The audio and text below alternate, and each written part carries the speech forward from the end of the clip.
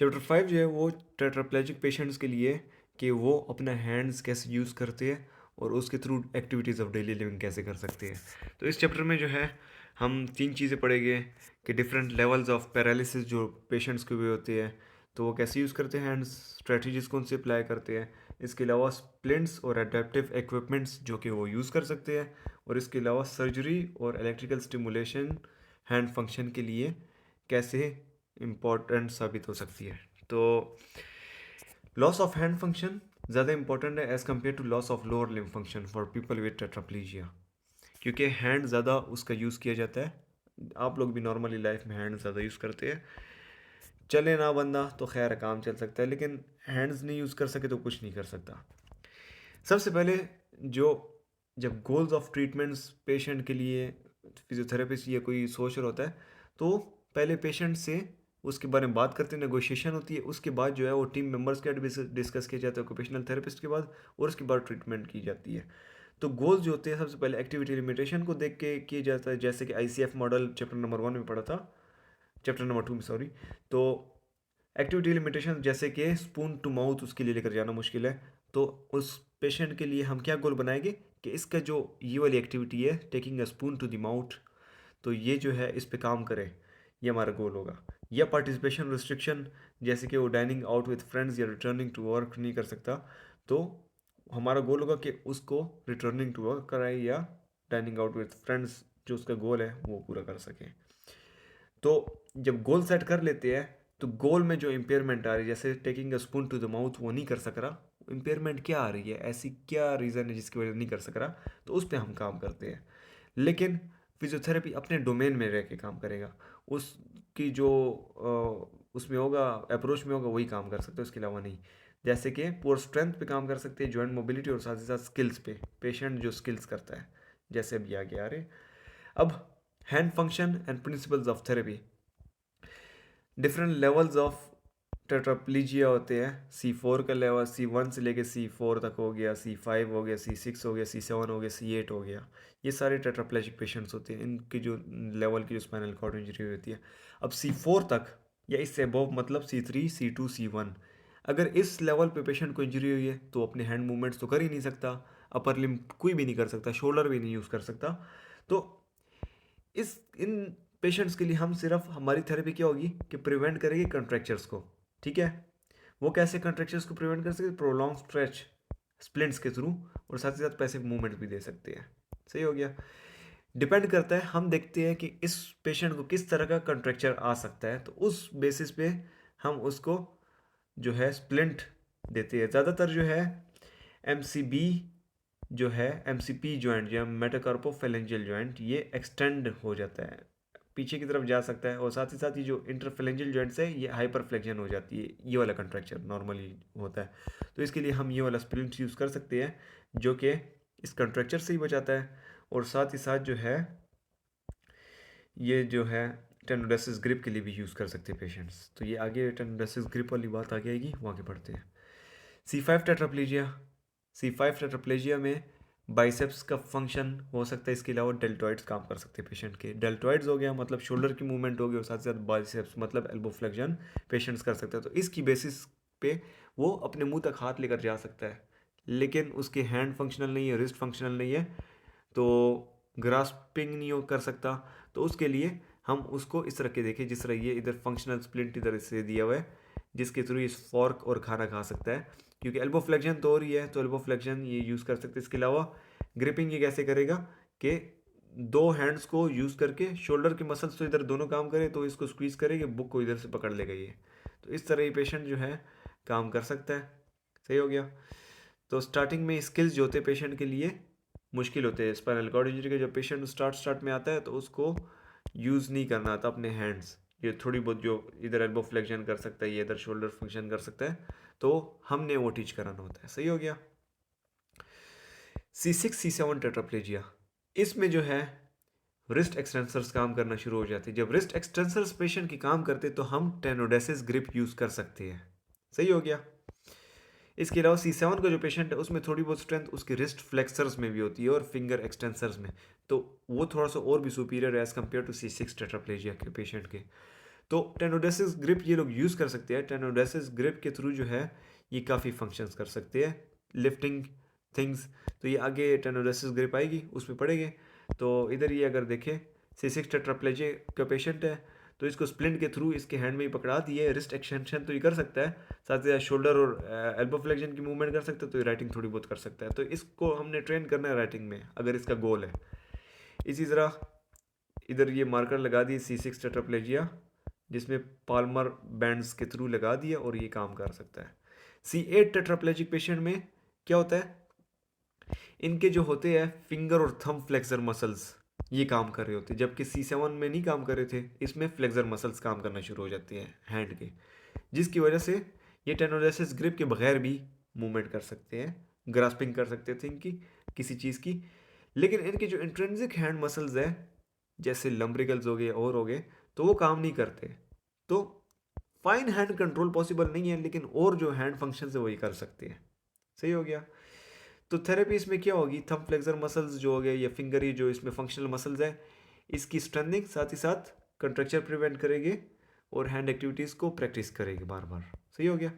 ये जो चीज़ें ये इसके साथ एक्स्ट्रा कंजंक्शन में कर की जा सकती है। टेनोडेसिस ग्रिप, टेनोडेसिस ग्रिप किसे कहते हैं, C6 C7 के पेशेंट्स ज़्यादातर यूज़ करते हैं। उनके जो है रिस्ट फ्लेक्सर्स हो गए या हैंड फ्लेक्सर्स जो हो गए वो तो काम नहीं करे। तो ये लेट सपोज इन्होंने अभी टॉफ़ीज़ ग्रैब करनी है, तो ये कैसे करेंगे, तो ये टेनोडेसिस ग्रिप को यूज़ करके कर सकते हैं। 2 मेन स्ट्रेटजीज है जिसके थ्रू ये ग्रिप की जा सकती है, एक है लेटरल की ग्रिप और एक है पिंसर ग्रिप। तो ये जो आपको नज़र आ रहा है ये लेटरल की ग्रिप है, जिसमें ये थंब जो है ये फिंगर इंडेक्स फिंगर के साइड पे आ रहा है, जबकि पिंसर ग्रिप जो है, अगर आपको इधर मैं दिखाऊं, पिंसर ग्रिप में थंब जो है इस इंडेक्स फिंगर के आगे आ रहा है, लेटरल ग्रिप में थंब इधर आ रहा था। तो ये ग्रिप्स कैसे यूज़ की जाती है, कैसे होता है, इसके इधर एक्सटेंसर मसल काम कर रहे हैं, जबकि फ्लेक्सर मसल इसके काम नहीं करे। फ्लेक्सर मसल इधर से आते हैं और हैंड के साथ इधर अटैच होते हैं। इसके एक्सटेंसर मसल्स तो काम कर रहे हैं, तो एक्सटेंशन करता है रिस्ट की, जैसे एक्सटेंशन करेगा इसके फिंगर के फ्लेक्सर मसल जो है वो खींचे जाएंगे, जिसकी वजह से इसकी फिंगर्स जो है ये क्लोज हो जाएगी। तो जब ये एक्सटेंशन करता है इसकी फिंगर्स क्लोज हो जाती है और इसके हाथ में चीज़ आ जाती है, तो इसके थ्रू ये चीज़ों को ग्रैब कर सकते हैं। इस ग्रिप को कहते हैं टेनोडेसिस ग्रिप। तो ये जो 2 अप्रोचेज है इसमें यही फ़र्क है कि एक जो है साइड साइड पे आता है थंब और एक में आगे की तरफ। इनके जो है बेनिफिट्स और जो वो है डिसएडवांटेजेस वो इधर लिखे हुए हैं कि लेटरल की ग्रिप जो है वो ईजियर टू अचीव है, क्योंकि साइड पे फिंगर कहीं पे भी आ जाए, थंब कहीं पे भी आ जाए, इसमें अप्रोक्सीमेटली इस टिप के आगे फिंगर टिप जो है ना इंडेक्स फिंगर की, इसके आगे ही थंब को आना चाहिए। तो ये थोड़ी सी मुश्किल है, लेकिन it can be used for finer control, pincer grip, but it cannot be used for finer control। लेकिन ये as compared to this pincer grip ये वाली strong है। साथ ही साथ ये एक्सटेंसिबिलिटी ऑफ थंब एडक्टर्स पे डिपेंड करता है, क्योंकि इधर थंब एडक्टर्स इस जगह पे होते हैं ना, अगर ये मसल्स एक्सटेंसिबल है तो पेशेंट जो है पिंसर ग्रिप कर सकेगा। अगर ये इनएक्सटेंसिबल है तो पेशेंट से लेटरल ग्रिप होगी। क्यों, अगर ये शॉर्टेंड है तो ये हैंड इस तरफ नहीं, थंब इस तरफ नहीं आ सकती, तो इसकी रीज़न ही है। पैसिव टेनोडेसिस ग्रुप C5 के पेशेंट्स यूज़ कर सकते हैं, लेकिन उसकी बहुत ही लिमिटेड फंक्शनल यूज़ है, तो उससे मैंने इतना इसमें नहीं लिखा। तो इसके अलावा टेनोडेसिस ग्रिप को कैसे प्रोमोट किया जा सकता है, हम क्या कर सकते हैं, हम उस पेशेंट को स्प्लिंट्स भी लगा सकते हैं, साथ ही साथ टेपिंग भी कर सकते हैं। तो इसके थ्रू स्प्लिंट्स और टेपिंग के थ्रू क्या होगा, हम जो उसके ये फ्लेक्सर के मसल्स हैं उसको शॉर्टन करने की कोशिश करेंगे। रिस्ट फ्लेक्सर्स हो गई या एल्बो, ये जो एक्सट्रिंसिक हैंड फ्लेक्सर मसल्स है, एक्सट्रिंसिक मतलब हैंड के फ्लेक्सर मसल जो कि रिस्ट वाली साइड पे है, इनको शॉर्टन करेंगे। तो जब वो एक्सटेंशन करेगा तो ये तो ऑलरेडी शॉर्टन है, तो ग्रिप और भी मजबूत होगी। तो इसके लिए 2 तरीके हैं टेनोडेसिस ग्रिप को में जो मसल्स को शॉर्टनिंग करती है, उसके लिए एक कंजर्वेटिव अप्रोच है और एक एग्रेसिव अप्रोच है। कंजर्वेटिव में स्प्लिंट यूज़ किए जाते हैं, जैसे ऊपर वो पिक्चर दी हुई थी मैंने बताया था कि इसमें सिंपल स्प्लिंट लगा देते हैं, MCP को फ्लेक्स और IP जॉइंट्स को एक्सटेंड रखते हैं ताकि कंट्रैक्चर्स ना बने। दिस वन इज़ अच्छी अप्रोच है ये वाली as compare to this one, इसमें कंट्रैक्चर्स बनने के चांसेस होते हैं। सही है। इसमें टेपिंग यूज़ की जाती है इसमें एमसीपी और साथ ही साथ आईपी इंटरफेरेंजियल जॉइंट्स को फ्लेक्स कर देते हैं और टेपिंग कर देते हैं। थंब को साइड पे टेप कर देते हैं, अंदर इसके नहीं आनी चाहिए थंब। थंब को सीधा रहे तो ये ग्रिप अच्छी होती है। अगर थंब इस फ्लेक्स हो जाए तो ये जब ग्रिप बनाएगा, तो ये देखिए ग्रिप बना रहा है तो इसका है ये थंब इसके दरमियान आ रहा है तो ये ग्रिप ख़राब हो रही है। तो इसको पैसिव मूवमेंट्स के थ्रू हम जो है इसको मोबिलाइज भी कर सकते हैं। तो इधर ये पॉइंट्स लिखे हुए हैं कि इसमें फ्रैक्चर कंट्रैक्शन की चांसेस होती है। इसके अलावा पेशेंट्स जो कि ये वाली ग्रिप यूज़ करता है, ये वाली अप्रोच यूज़ करता है, एग्रेसिव अप्रोच, तो उसको दिन में थोड़े वक्त के लिए इस आईपी जॉइंट्स को एक्सटेंशन में रखना चाहिए ताकि कंट्रैक्चर्स ना बने। इसके अलावा जो है पैसिव मूवमेंट्स उसको दे सकते हैं। ये थंब को फ्लेक्स होने से बचाने के लिए थंब को एक तो टेपिंग के थ्रू बिल्कुल इमोबिलाइज कर सकते हैं। इसके अलावा सर्जिकल प्रोसीजर भी किया जाता है जिसके थ्रू इस जॉइंट को, आईपी जॉइंट जो थंब का होता है, उसको स्टेबल कर देते हैं। कितने टाइम के लिए स्प्लिंट्स को यूज़ करना चाहिए, इस स्प्लिंट्स को या टेपिंग को यूज़ करना चाहिए? ज़्यादा बहुत टाइम के लिए यूज़ करना चाहिए, वीक्स के लिए या उससे भी ज़्यादा, ताकि ये मसल्स शॉर्टन हो जाए। सही हो गया। It can be depended, it is dependent on these 3 factors too. इस तरह एक रिसर्च के बारे में लिखा हुआ है कि एनिमल्स पे रिसर्च की गई थी। इलेक्ट्रिकल स्टिमुलेशन जब करते हैं तो वो जो शॉर्टनिंग मसल्स की जो हम शॉर्टनिंग इसमें अचीव करना चाह रहे हैं टेंडोनेसिस ग्रिप के लिए, उसके प्रोसेस को वो कर स्लो डाउन कर देता है, हेस्टन कर देता है।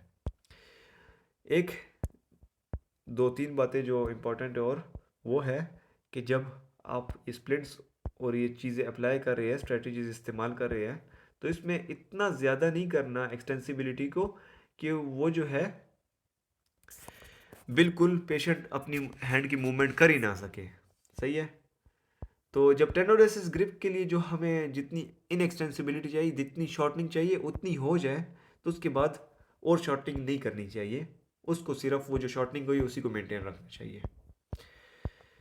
Flexor hinge splints last splint की टाइप है। तो फ्लेक्सर हिंज स्प्लिंट जो है, फ्लेक्सर हिंज इसमें लगा हुआ है, ठीक है, स्प्लिंट है, ये स्प्लिंट है, इसमें हिंजेस है, और ये टेंडोनेसिस ग्रिप को मैकेनिकली सप्लीमेंट कर सकता है, मैकेनिकली हेल्प कर सकता है। कैसे? कि जब पेशेंट रिस्ट की एक्सटेंशन करेगा तो ये इधर ये आपको रॉड नज़र आ रही है तो बेंड नहीं हो सकती, तो ये जो फिंगर है एकदम से फ्लेक्स हो जाएगी। जब रिस्ट एक्सटेंड होगा फिंगर फ्लेक्स हो जाएगी, जबकि जब रिस्ट फ्लेक्स होगा फिंगर एक्सटेंड हो जाएगी। जैसे अभी फ्लेक्स हुई है वह रिस्ट, इसकी फिंगर एक्सटेंड हुई है, तो इसके थ्रू टेंडोनेसिस ग्रिप और भी इसके लिए हेल्पफुल हो सकती है। तो ये पेशेंट्स यूज़ कर सकते हैं। ये सुपीरियर हेड फंक्शन प्रोवाइड करता है, लेकिन ये ज़्यादातर लोग यूज़ नहीं करते ड्यू टू बल्कीनेस, एक्सपेंसिवनेस एंड इसकी जो कॉस्मेटिकली अच्छा नहीं लगता। रिकन्स्ट्रक्टिव सर्जरी और इलेक्ट्रिकल स्टिमुलेशन, ये हमारा लास्ट टॉपिक है। सर्जिकल प्रोसीजर्स भी परफॉर्म कर सकते हैं, आर्थ्रोडेसिस कर सकते हैं, टेनोडेसिस भी साथ कर सकते हैं। इसके अलावा जो है tendon transfer from non paralyse muscle to paralyse muscle, ये आजकल कॉमन है। इसकी 2 अप्रोचेज है, ये पढ़ लेना अगर पढ़ना हुआ। इलेक्ट्रिकल स्टिमुलेशन ये भी यूज़ किया जा सकता है अपर हैंड और अपर लिम्ब की मूवमेंट को स्टिमुलेट करने के लिए। इसके जो डिफरेंट तरीके वो भी लिखे हुए हैं।